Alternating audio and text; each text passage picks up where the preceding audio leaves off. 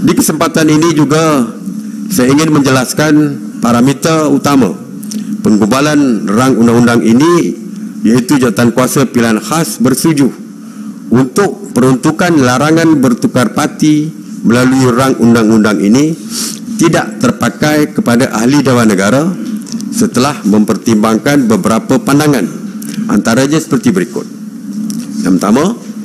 ahli Dewan Negara dibahagikan kepada dua kategori, iaitu ahli Dewan Negara yang dilantik oleh Yang di-Pertuan Agong dan ahli Dewan Negara yang dipilih oleh negeri berdasarkan keahlian sebagai ahli Dewan Undangan Negeri yang mewakili parti politik masing-masing. Oleh yang demikian, peruntukan larangan bertukar parti pada peringkat ini tidak terpakai ke atas ahli Dewan Negara, mengambil kira beberapa aspek penting, iaitu isu perundangan ini di peringkat negeri selain daripada memerlukan perundingan dan perkenan daripada Kewakduli Yang Maha Mulia Yang di-Pertuan Agong untuk ahli Dewan Negara yang dilantik oleh Yang di-Pertuan Agong. Dan yang kedua, ahli Dewan Negara dan semua pihak yang berkepentingan sewajarnya diperjelaskan melalui sesi libat urus terlebih dahulu sebelum pindahan perlembagaan berkaitan pindah parti yang melibatkan ahli Dewan Negara. Jadi kita akan bincang dengan ahli Dewan Negara.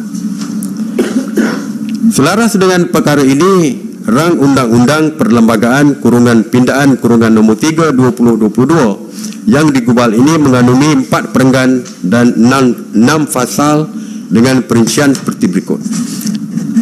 Perenggan 1 bertujuan untuk memasukkan kuasa Yang di-Pertuan Agong untuk menetapkan tarikh permulaan kuat kuasa akta yang dicadangkan berkenaan dengan fasal 6, iaitu Yang di-Pertuan Agong boleh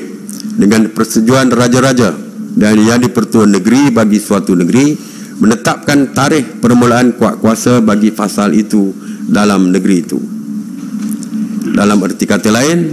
perenggan ini memberikan ruang kepada kerajaan negeri, Dewan Undangan Negeri untuk melaksanakan peruntukan larangan ahli Dewan Rakyat bertukar parti melalui pindahan perlembagaan negeri tertakluk persetujuan raja atau Yang di-Pertuan Negeri.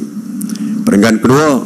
bertujuan untuk menggantikan perenggan kurungan B untuk membolehkan sekatan ke atas hak untuk menubuhkan persatuan berhubung dengan ahli Dewan Rakyat dan Dewan Undangan mana-mana negeri dikenakan masing-masing oleh perkara 49A dan Seksyen 7A Jadual ke-8.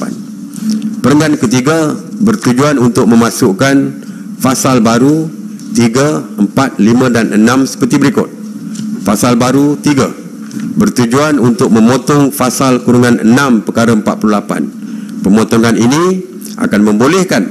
mana-mana ahli Dewan Rakyat yang melepaskan keahliannya untuk bertanding semula pada bila-bila masa selepas dia melepaskan keahliannya dalam Dewan Rakyat dan dengan demikian kehilangan kelayakan untuk menjadi ahli Dewan Rakyat bagi tempoh 5 tahun lagi tidak terpakai.